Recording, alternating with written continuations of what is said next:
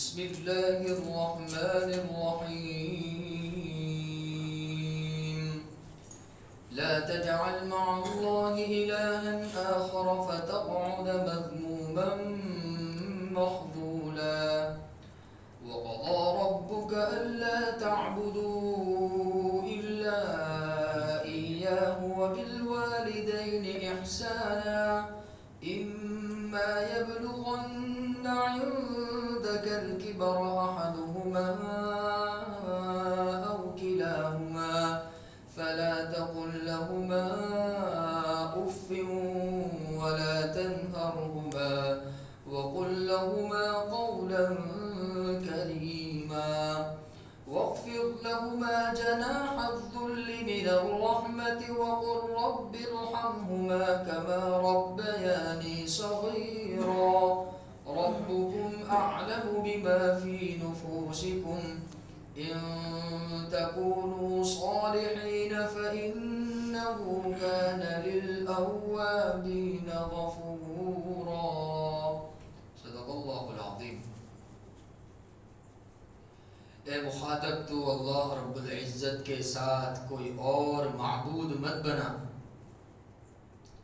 ورنہ تو ذلیل اور رسوا ہو کر، تھکا ماندہ ہو کر، شرمندہ ہو کر بیٹھ جائے گا. اور آپ کے پروردگار نے یہ فیصلہ کر دیا ہے کہ اللہ کے سوا تو کسی کی عبادت نہ کرے اور والدین کے ساتھ اچھا سلوک کرے. اگر تیرے پاس والدین میں سے کوئی ایک بڑھاپے کو پہنچ جائے یا دونوں بڑھاپے کی حالت کو پہنچ جائے تو گفتگو میں ان سے اف تک مت کہے اور ان کو جھڑکنا بھی مت، اور ان کے ساتھ نرمی کے ساتھ گفتگو کرنا اور رحمت سے عاجزی کے ساتھ ان کے سامنے جھک کر کھڑے رہنا، تواضع اختیار کرنا اور اپنے پروردگار سے اپنے والدین کے لیے، ماں باپ کے لیے دعا کرنا کہ اے میرے پروردگار تو میرے ماں باپ پر رحم فرما، جیسا کہ انہوں نے بچپن میں میرے ساتھ تربیت کا معاملہ فرمایا، یعنی مجھے پالا پوسا. آپ کا پروردگار جو کچھ تمہارے دلوں میں ہے سب جانتا ہے. اگر تم واقعی طور پر نیک ہو، صالح ہو، تو یقیناً اللہ رب العزت توبہ کرنے والوں کے گناہوں کو معاف کرنے والا ہے. گزشتہ آیات کے اندر یہ بات آئی تھی کہ اللہ جل جلالہ نے دنیا کے لیے عمل کرنے والوں کو ارشاد فرما دیا کہ تم کو دنیا ہی کے اندر مل جائے گا، آخرت میں تمہارے لیے کچھ بھی نہیں. اور جو لوگ آخرت کے لیے عمل کرتے ہیں تو فرمایا کہ ان کی دنیا بھی سنور جائے گی اور آخرت بھی سنور جائے گی. یہ بات اللہ رب العزت نے ارشاد فرمایا پچھلی آیت میں. تو اب جو آیت ہے، اس آیت کے اندر اللہ رب العزت ایک بات ارشاد فرماتے ہیں جو پچھلی آیت کے اوپر مشتمل ہے. پچھلی آیت کے اندر یہ بات آئی تھی کہ آدمی کوئی بھی نیک عمل کرے تو نیک عمل کے قبول ہونے کے لیے 4 چیزیں شرط ہیں. اس میں تو سب سے پہلے نیت آخرت کی ہو تو نیک عمل قبول ہوتا ہے. جیسے آدمی صدقہ کر رہا ہے تو صدقہ کرتے ہو اس کی نیت کیا ہونی چاہیے؟ اللہ کو خوش کرنا، اللہ کو راضی کرنا اور آخرت میں اس کا بدلہ جانا، دنیا کے اندر نہیں کہ لوگ واہ واہی کریں، لوگ تعریف کرتے فلاں بہت سخی ہے، بہت اچھا ہے. نہیں، دنیا کے اندر بدلہ نہیں، آخرت میں بدلہ. تو نیک عمل کرنے کے وقت بنیادی شرطوں میں سے پہلی شرط کیا ہے کہ ارادہ کس کا ہو؟ آخرت کا ہو، نیت خالص ہو، اللہ کو خوش کرنا مقصود ہو. اور دوسری شرط اللہ رب العزت نے ارشاد فرمائی کہ وہ کوشش بھی کرے نیت کے مطابق. ایسا نہیں کہ صرف نیت کر لے، ساتھ ساتھ میں نیت کے اعتبار سے کیا کرے؟ کوشش بھی کرے. اور تیسری شرط یہ بتائی تھی کہ وہ جو کوشش کرے وہ کوشش بھی سنت اور شریعت کے مطابق ہونی چاہیے نا. بسا اوقات آدمی کوشش تو کرتا ہے لیکن اس کی کوشش اللہ کے نبی کے طریقے سے ہٹ کر ہوتی ہے, صحابہ کرام کے طریقے سے ہٹ کر ہوتی ہے, حالانکہ اس کو عبادت سمجھ رہا ہوتا ہے, لیکن وہ بجائے عبادت کے وہ معصیت گناہ ہو جاتا ہے. ایسے ہی چوتھی شرط بتائی کہ نیک اعمال کے قبول ہونے کے لیے بنیادی شرطوں میں سے بنیادی شرط جو ہے وہ ایمان والا ہونا, توحید. تو اللہ رب العزت نے اب اس آیت کے اندر توحید کا حکم دیا. دو حکم نازل فرمائے اس آیت میں اللہ رب العزت نے, ایک توحید کا حکم نازل فرمایا اور دوسرا ماں باپ کی خدمت کا. ایک عبادت ہے, ایک خدمت ہے. اللہ پاک نے توحید کا حکم کیا بیان فرمایا, لا تجعل مع اللہ الہا آخر, اللہ کے ساتھ کسی کو وہ شریک مت کرنا. قیامت تک کے پیدا ہونے والے تمام انسانوں کو اللہ رب العزت نے یہ حکم دے دیا, سب پہ لازم کر دیا کہ اللہ کے ساتھ کسی کو بھی شریک بہت خطرناک گناہ ہے. ہاں یہ بہت خطرناک گناہ ہے. قرآن پاک میں اللہ پاک نے ایک جگہ ارشاد فرمایا کہ اگر آدمی مر گیا تو اس کے اکاؤنٹ میں جتنے بھی گناہ ہے اللہ ہو سکتا ہے اپنی رحمت سے معاف کر دے, لیکن شرک کو اللہ رب العزت بغیر توبہ معاف کرتا نہیں. اس لیے اللہ نے حکم دیا, لا تجعل مع اللہ الہا, اللہ کے ساتھ کوئی دوسرا معبود مت بنانا, ورنہ تو کیا ہو جائے گا کہ شرک کی وجہ سے کہ تم ذلیل ہو جاؤ گے, رسوا ہو جاؤ گے. آخرت میں تو ہے ذلت, لیکن دنیا کے اندر بھی اللہ رب العزت بسا اوقات کیا کر دیتا ہے, ذلیل الحیادہ. دیکھو اللہ کے نبی صلی اللہ علیہ وسلم کے زمانے کے جو کافرین تھے, مشرکین تھے, ان کو اللہ کے نبی نے بہت سمجھایا, لیکن جب وہ نہیں مانے اور اپنے شرک پر اڑے رہے تو پھر اللہ نے صحابہ کرام کو غلبہ دیا. پھر کیا ہوا کہ پھر وہ ذلیل ہوئے, رسوا ہوئے, غلام بنائے گئے, باندی بنائے گئے, ان کی مستورات کو باندی بنا دیا گیا, ان کے بچوں کو غلام بنا دیا گیا. تو شرک کی جو انتہا ہے وہ ذلت اور رسوا ہے. تو اللہ ہماری حفاظت فرماوے شرک سے, اور خالص ایمان کے ساتھ اللہ دنیا کے اندر زندگی گزارنے کی توفیق عطا فرماوے. تو لا تجعل مع اللہ الہا, اللہ کے ساتھ شرک مت کرنا, کسی کو شریک مت کرنا. اور یہ پہلا حکم اللہ رب العزت نے دیا.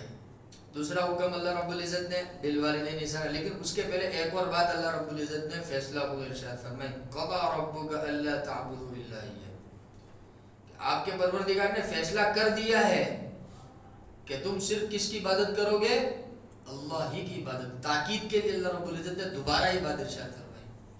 اوپر تو اللہ رب العزت نے یہ کہہ دیا کہ لا تجعل مع اللہ الہا آخر, اللہ کے ساتھ کوئی معبود مت ٹھہرانا. پھر دوبارہ تاکید کے لیے اللہ رب العزت نے دوبارہ یہ بات ارشاد فرمائی. جب کوئی بات اہم ہوتی ہے نا, جب کوئی بات اہم ہوتی ہے تو آدمی 2 مرتبہ بولتا ہے نا, اس کی عادت ہوتی ہے کہ بھئی یہ اچھی طرح سمجھ لو اس کو, یہ ایسا ہے, اچھی طرح سمجھ لو اس کو, یہ ایسا ہے. تو یہ بات بہت زیادہ اہم تھی, اس لیے اللہ رب العزت نے اس کو دوبارہ ارشاد فرمایا. پہلے ارشاد فرمایا انداز دونوں کا الگ ہے. پہلے فرمایا کہ اللہ کے ساتھ کسی کو دوسرا معبود مت بنانا, اور دوسری جگہ انداز بدل کر فرمایا کہ اللہ تعبدو, عبادت کرو تو اللہ ہی کی کرنا, غیر اللہ کی عبادت مت کرنا. دونوں کا مقصد ایک ہی ہے کہ شرک مت کرنا, لیکن دوسرے میں انداز اللہ رب العزت نے بدل دیا. فرمایا کہ قضى ربک الا تعبدوا الا اياه, کہ اللہ نے یہ فیصلہ کر دیا ہے کہ تم اللہ کے سوا کسی کی عبادت نہیں کرو گے. تو یہی سے علماء کرام فرماتے ہیں کہ غیر اللہ کے سامنے سجدہ کرنا جائز, کیونکہ سجدہ عبادت ہے. سجدہ کیا ہے, عبادت ہے, اور غیر اللہ کے لیے عبادت کا اللہ رب العزت نے کیا کر دیا, منع کر دیا. اللہ تعبدوا الا اياه, عبادت کرنی ہے تو صرف کس کی کرنی ہے, اللہ ہی کی عبادت کرنی ہے. اللہ کے سوا کسی کے سامنے جھکنا, خاص طور پر سجدہ. اس لیے علماء کرام تو اتنی احتیاط کرتے ہیں کہ جھک کر سلام بھی مت کرو. بعض لوگوں کی عادت ہوتی ہے نا سلام کے وقت جھکنا, کہ نہیں, یہ بھی شریعت کے مزاج کے خلاف ہے. جھکنا ہے تو صرف کس کے سامنے جھکنا ہے, کہ اللہ کے ساتھ, کیونکہ وہ جھکنا عبادت کے طور پر ہوتا ہے. دوسرا جو حکم اللہ رب العزت نے دیا عبادت کے بعد, وبالوالدین احسانا, اپنے پیرنٹس کے ساتھ, والدین کے ساتھ, ماں باپ کے ساتھ اچھا سلوک کرو.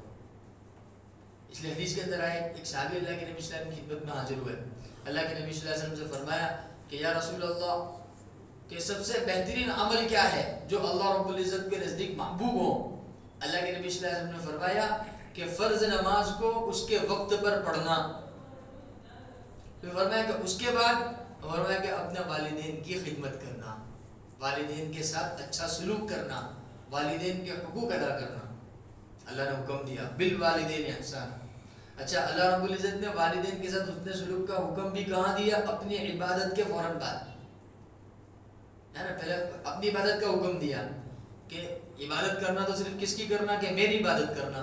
اللہ پاک نے فرمایا اللہ تعبدوا الا اياه، اور اپنی عبادت کے فوراً بعد ماں باپ کی خدمت کا حکم دیا، وہ بالوالدین احسانا۔ اب آپ اندازہ لگائیے کہ اللہ رب العزت کے ہاں ماں باپ کی خدمت کتنی زیادہ محترم بالشان ہے کہ اللہ نے اپنی عبادت کے حکم کے ساتھ ماں باپ کی خدمت کا حکم دیا۔ اور اللہ کے نبی نے حدیث میں بیان فرمایا کہ فرض نماز کو اپنے وقت پر پڑھنے کے بعد سب سے بہترین عمل جو اللہ کو پسند ہے وہ والدین کی خدمت کرنا، وبالوالدین احسانا۔ ایک حدیث میں آتا ہے اللہ کے نبی صلی اللہ علیہ وسلم کی خدمت میں ایک صحابی حاضر ہوئے اور فرمایا کہ یا رسول اللہ میں جہاد میں جانا چاہتا ہوں۔ اللہ کے نبی صلی اللہ علیہ وسلم نے فرمایا کہ تمہارے والدین زندہ ہے؟ فرمایا کہ ہاں زندہ ہے۔ اللہ کے نبی نے فرمایا جاؤ ان کی خدمت کرو کہ ان کی خدمت تمہارے لیے کرنا تمہارے لیے جہاد کا ثواب ہے، جاؤ کرو۔ پھر حضرت علی رضی اللہ عنہ کی روایت ہے ایک صحابی اللہ کے نبی صلی اللہ علیہ وسلم کی خدمت میں حاضر ہوئے، اللہ کے نبی صلی اللہ علیہ وسلم سے فرمایا کہ میرے لیے سب سے بہترین عمل کیا ہے؟ فرمایا والدین کے ساتھ اچھا سلوک کرنا، اور تم جب اپنے والدین کے فرما بردار ہو، ایمان والے ہو، تو تمہارا ایمان کی حالت میں اپنے والدین کی اطاعت کرتے ہوئے محبت کی نگاہ سے دیکھنا کہ مقبول حج اور عمرے کا ثواب رکھتا ہے۔ کیا فرمایا اللہ کے نبی صلی اللہ علیہ وسلم نے؟ کہ تمہارا اپنے والدین کو فرما برداری کے ساتھ، محبت کے ساتھ، شفقت کے ساتھ دیکھنا، ایک نگاہ دیکھنا محبت کے ساتھ کہ میرا ابا ہے، میرا ابا ہے۔ اللہ کے نبی نے فرمایا مقبول حج اور عمرے کا ثواب رکھتا ہے۔ صحابی نے فرمایا کہ یا رسول اللہ دن میں 100 مرتبہ دیکھوں تو؟ اللہ کے نبی نے فرمایا کہ 100 عمرہ اور 100 حج کا ثواب ملے گا۔ اللہ کے نبی نے کتنا بڑا درجہ ہے والدین کا۔ قرآن پاک میں فرما دیا تو فائنل ہو گیا نا، اب کوئی گنجائش نہیں تھی شک کی۔ اسلام ہے، ہمارے اسلام نے ہم کو سلوک سکھایا، کسی بھی مذہب میں یہ نہیں ملے گا۔ اس لیے ہمارے یہاں اولڈ ایج ہوم نہیں ہے، اولڈ ایج ہوم بولتے کیا بولتے ہیں؟ اولڈ ایج روم، اولڈ ایج ہوم ہمارے یہاں نہیں ہے۔ ہمارے یہاں تو یہ حکم دیا گیا آگے اللہ رب العزت نے اسی کی تفسیر فرمائی ہے۔ ایسا نہیں ہے دنیا داروں کی طرح کہ ماں باپ بڈھے ہو گئے تو ان کو چھوڑ دو، کہ مجھے تو میری نوکری پیاری ہے، مجھے تو میری بیوی پیاری، میرے بچے پیارے ہیں۔ اور اب تو ایک لفظ چل پڑا ہے فیوچر بنانا ہے۔ کیا بنانا ہے؟ لوگ دنیا کو فیوچر سمجھتے ہیں۔ ارے حضرت فیوچر آخرت ہے۔ فیوچر کیا ہے؟ فیوچر کیا ہے؟ آخرت ہے۔ ہمارا فیوچر دنیا نہیں ہے۔ ایمان والے کا فیوچر کیا ہے؟ آخرت ہے۔ اگر فیوچر بنانا ہے تو آخرت میں بنانا ہے۔ اب فیوچر بنانے کے چکر میں لوگ اپنا فیوچر برباد کر دیتے، یعنی دنیا بنانے کے چکر میں کس کو برباد کر دیتے؟ آخرت کو برباد۔ ایسا ہوتا ہے نا؟ اب اللہ صحیح سمجھ عطا فرما ہمارے نوجوان بچوں کو کہ جو تعلیم حاصل کرنے کے بعد دنیا کا اور فیوچر بنانے کا ایسا نشہ ان کے اوپر چڑھ جاتا ہے کہ پھر وہ والدین سے دور ہو جاتے ہیں، اور بہت سے حضرات تو گھر چھوڑ کر دور علاقے میں چلے جاتے ہیں، کوئی کینیڈا چلا گیا، کوئی امریکہ چلا گیا، کوئی کہاں چلا گیا۔ اب ماں باپ بیچارے بڈھے ہو گئے، بال سفید ہو گئے، ہاتھ پیروں نے کام کرنا چھوڑ دیا، ان کی خدمت۔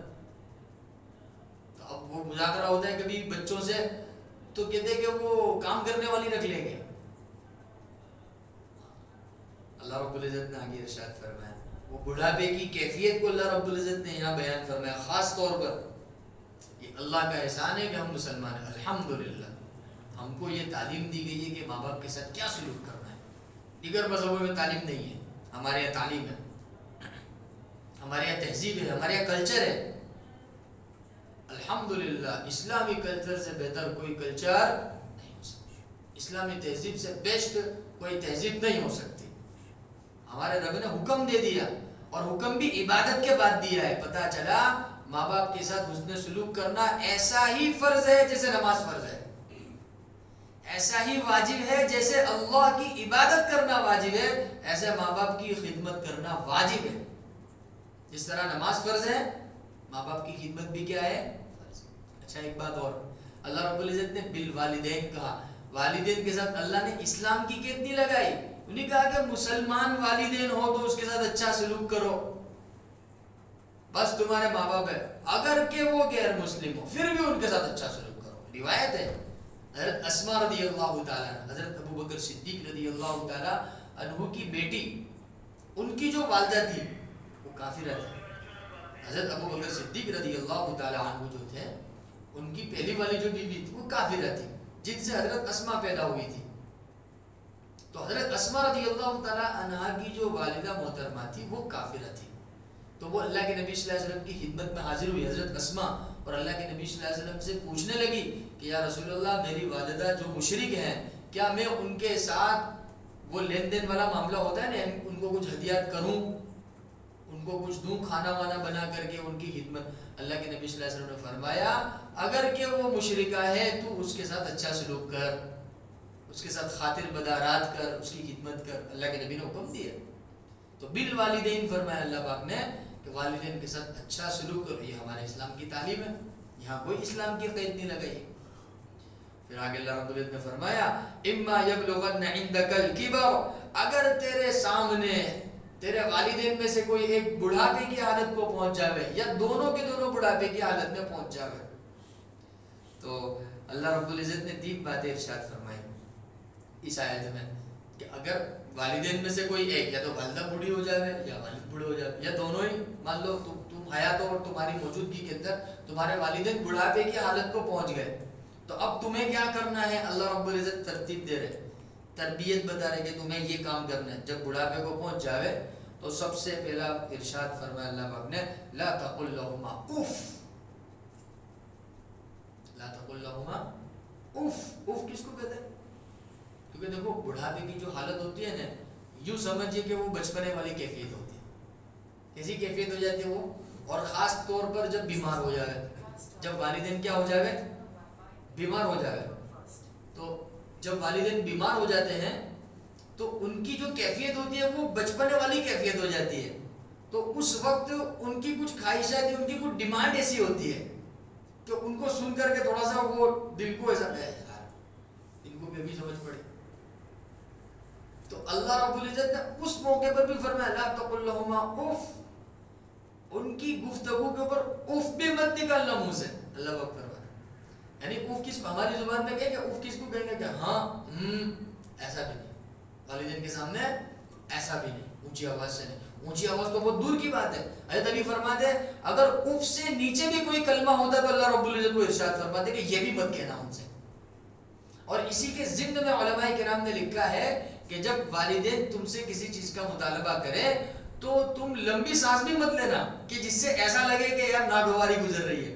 کیونکہ بسا اوقات آدمی کوئی چیز سوچ رہا ہوتا ہے نا, جیسے ٹینشن والی بات ہوتی ہے یا ناگواری والی کیفیت, تو لمبی سانس لیتا ہے کہ کیفیت ناگواری والی کیفیت ہے. علماء کرام نے یہ کیفیت سے بھی منع فرمایا کہ وہ ناگواری والی حالت ہو تو لمبی سانس لینا کرتے رہے کیفیت. علماء کرام نے اس سے بھی منع فرمایا, یہ بھی مت کرنا اپنے والدین کے ساتھ. اور اللہ رب العزت نے بالکل جو آخر میں آخری جملہ ہو سکتا ہے اوف, ایسا بھی مت کرنا والدین کے سامنے. اور دوسرا اللہ رب العزت نے حکم فرمایا لا تنہرہما, ان کو جھڑکنا مت, ان کو جھڑکنا مت. جھاؤ یار تم تو جب دیکھو جب, یہ جھڑکنے والی کیفیت ہو گئی. ان کو جھڑکنا, وہ کوئی کام کرنے کا کہے تو اس کو قبول کر لینا لیکن ان کو جھڑکنا مت.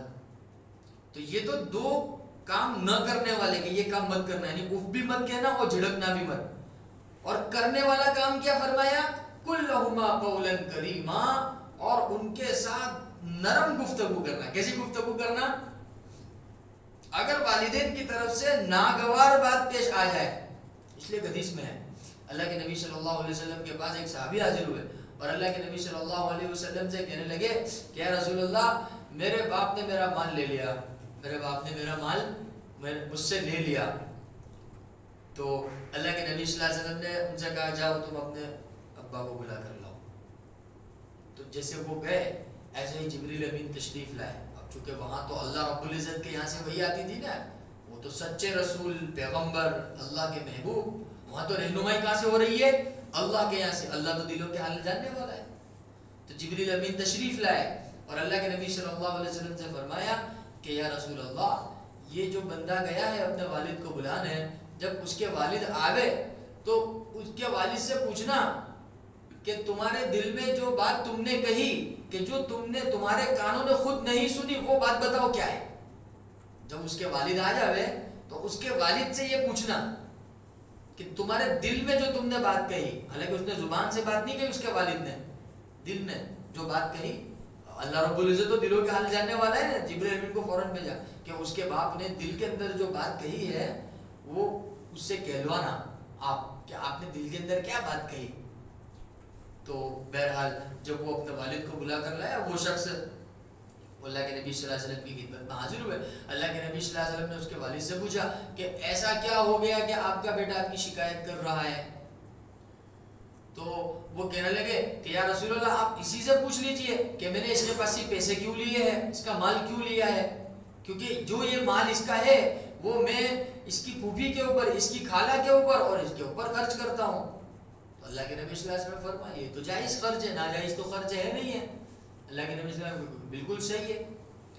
پھر اللہ کے نبی صلی اللہ علیہ وسلم نے ان سے کہا کہ وہ بات بتاؤ جو تم نے دل میں کہی، جو تمہارے خود کانوں نے نہیں سنی، یعنی اس نے زبان سے نہیں کہی تھی نا، تمہارے دل نے کہی۔ تو وہ چونک گیا کہ یار میں نے جو دل کے اندر جو بات کہی جس کو میرے کانوں نے بھی نہیں سنی، اللہ کے نبی صلی اللہ علیہ وسلم کو کیسے پتا چلا؟ تو وہ کہا کہ یا رسول اللہ آپ واقعی اللہ کے پیغمبر ہو کہ جو بات میرے دل نے کہی میرے کانوں نے بھی نہیں سنی، تو آپ کو پتا چلا اس کا مطلب اللہ رب العزت کی جانب سے آپ کی رہنمائی ہوئی۔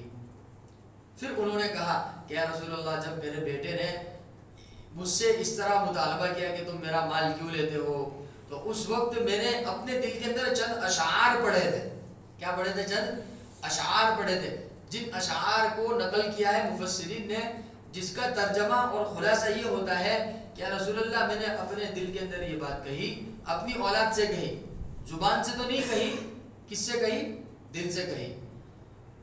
اور اپنی اولاد سے میں نے اپنے دل میں کیا کہا کہ ایک وہ زمانہ تھا جب تو چھوٹا سا تھا، تیرے ہاتھ پیر بالکل نازک تھے، کھانے پینے سے تو عاجز تھا، تیرے کو دودھ تیری ماں نے پلایا، تیرے کو چلنا ہم نے سکھایا، اور تیری ہر اعتبار سے پرورش کی۔ جب تو بیمار ہوتا تھا تو میں سمجھتا تھا کہ میں بیمار ہو گیا ہوں، جب تک تجھے راحت نہیں ملتی تھی وہاں تک میں چین سے نہیں سوتا تھا، اور جب تک تو سکون میں نہیں ہوتا تھا وہاں تک مجھے سکون نہیں ملتا تھا۔ یہ سب اشعار کا مفہوم، وہ اشعار اس نے پڑھے دل میں، اس کا مفہوم بتا رہا ہوں آپ کو۔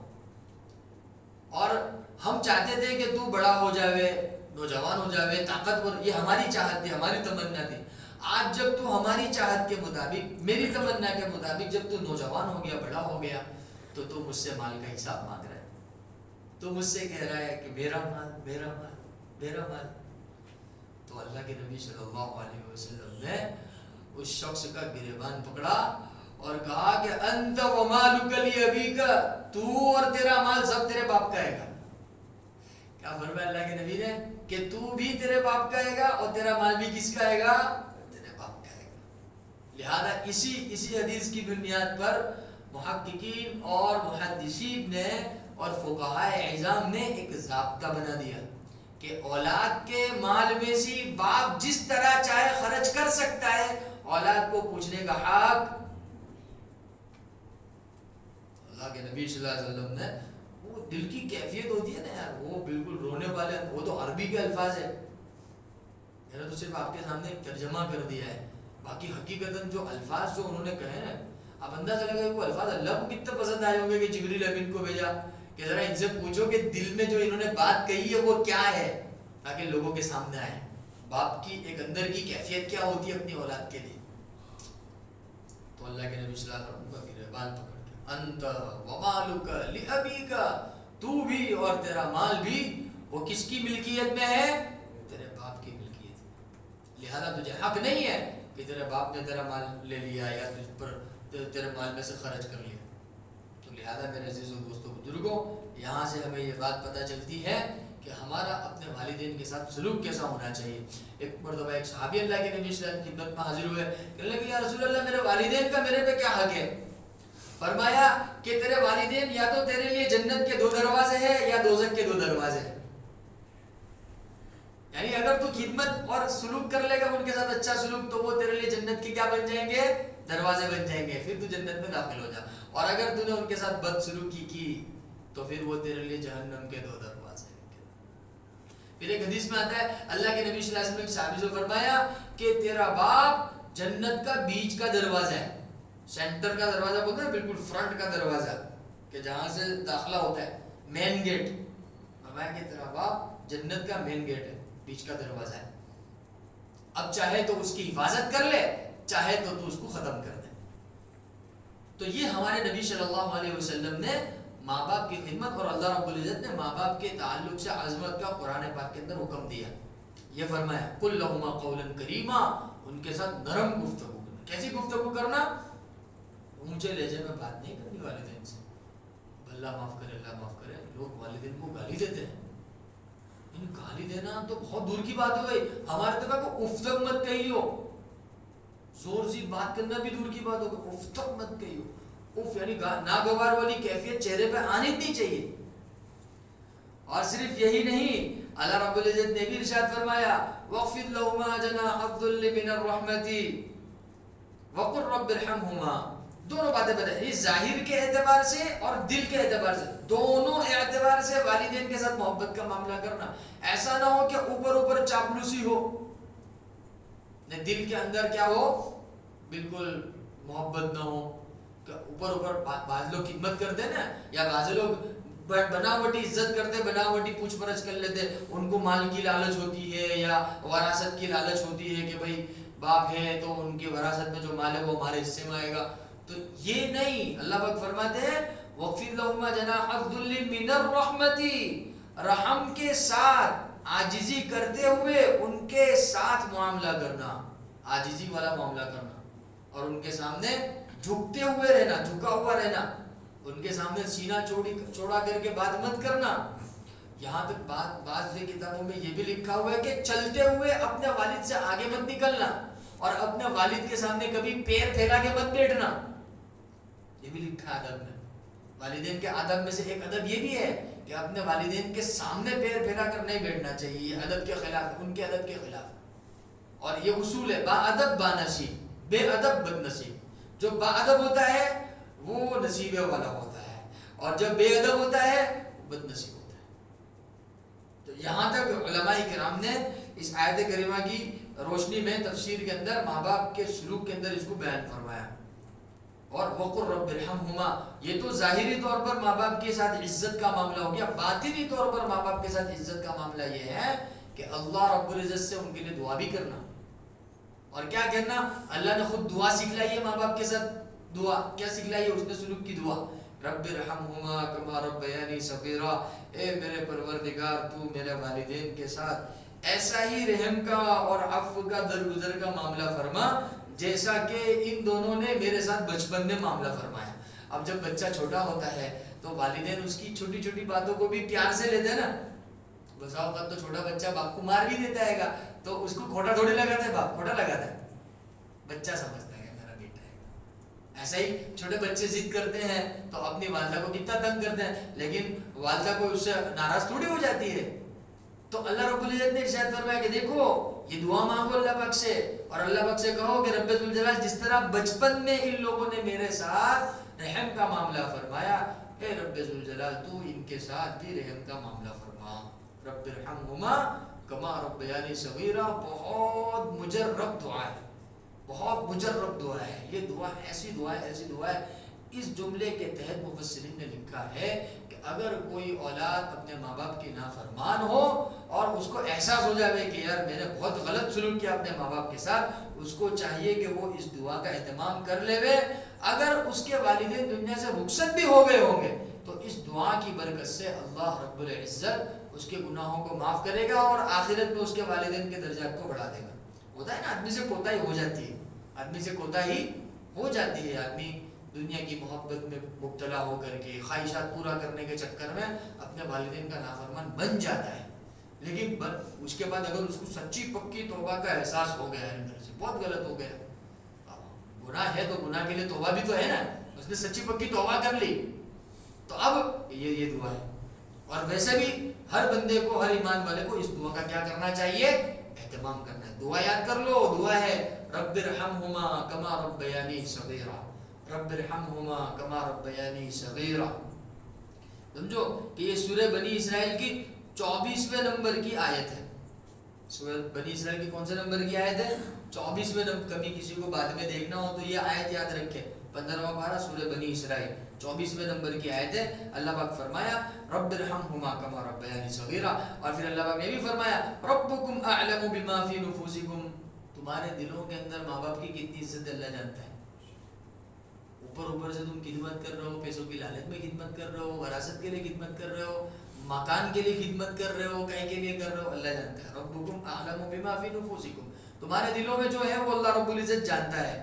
ان تکونوا صالحین فانہ کان للاوابین غفورا, اگر واقعی طور پر تم نیک ہو اور تم سے کوئی غلطی ہو گئی اور تم نے سچی پکی توبہ کر لی, فانہ کان للاوابین غفورا, تو توبہ کرنے والوں کو اللہ معاف کرنے والا ہے. اوابین فرمایا اللہ نے, کیا فرمایا, اوابین توابین. اوابین اللہ کی طرف رجوع کرنے والے, توابین توبہ کرنے والے. اس لیے مغرب کے بعد جو نماز پڑھی جاتی ہے نا اس کو اوابین کہتے ہیں. کیا کہتے ہیں اس کو؟ اور اس میں ایک نکتہ لکھا ہے علماء کرام نے کہ اوابین کی توفیق انہی لوگوں کو اللہ رب العزت دیتا ہے جو سچے دل سے توبہ کرنے والے ہوتے ہیں, ان کو توفیق مل جاتی ہے. اس لیے اوابین پڑھنا بڑی فضیلت ہے. جس نے اوابین پڑھ لی اس کا مطلب کیا ہو کہ سچا پکا توبہ کرنے والے. یہ نکتہ لکھا ہے محدثین نے, مفسرین نے, کہ اوابین جو نماز پڑھی جاتی ہے مغرب کے بعد نفل ہے وہ, کہ وہ جس کو توفیق ملی, سمجھو کہ اس کو سچی پکی توبہ کی کیا مل گئی, توفیق مل گئی. بہرحال تو ماں باپ کے بڑے سلوک ہیں اور بڑے حقوق ہیں, ہم سب کے ذمہ لازم ہیں.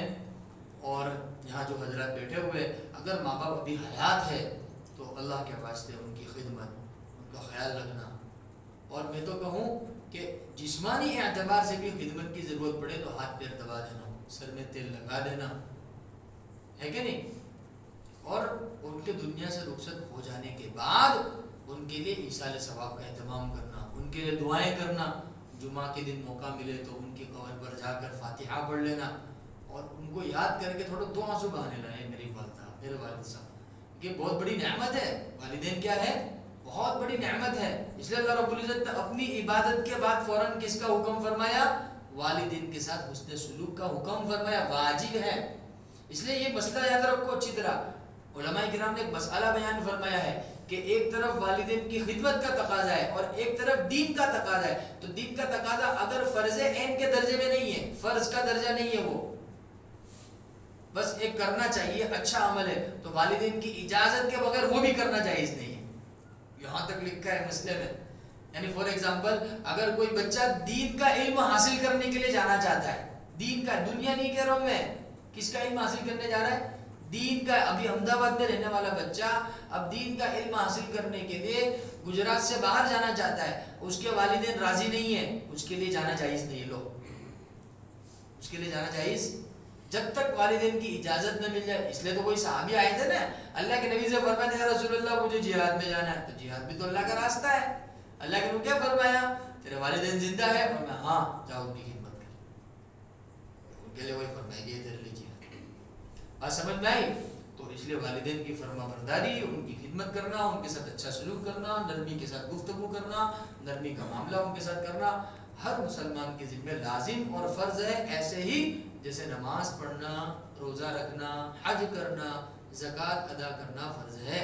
اللہ کا ہمیں بات سمجھ میں آ جاوے اور ہمیں اپنے ماں باپ کی خدمت کرنے کی توفیق عطا فرماوے اور ان کے ساتھ اچھا سلوک کرنے کی توفیق عطا فرماوے. سبحان اللہ.